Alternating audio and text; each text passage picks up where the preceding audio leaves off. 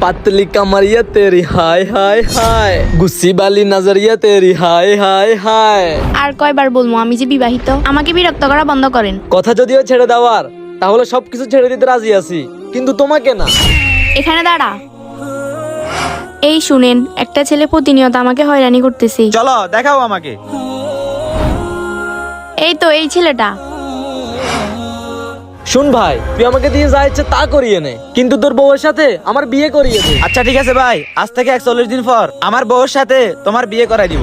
আচ্ছা কি করতে হবে ওইটা বলো। তোমাকে 41 দিন পর্যন্ত টানা 5 ওয়াক্ত নামাজ পড়তে হবে। আরে শুধু এতটুকু কথা? ঠিক আছে, তোমার সাথে 41 দিন পর দেখা হচ্ছে।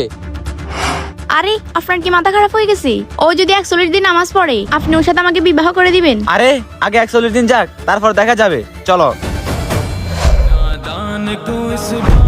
আরে এটাই তো ওই ছেলেটা। আচ্ছা আমি যাই ওনাকে বলে আসি। দাঁড়া ভাই, ভাই 41 দিন তো হয়ে গেছে, চলো এখন আমার বউকে বিবাহ করো।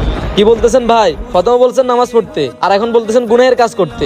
যে নামাজ পড়ে সে কখনো গুনাহের কাজ করে না। হেদায়েতের মালিক আল্লাহ। ভিডিও ভালো লাগলে কমেন্টে আল্লাহর নামটি লিখে যান।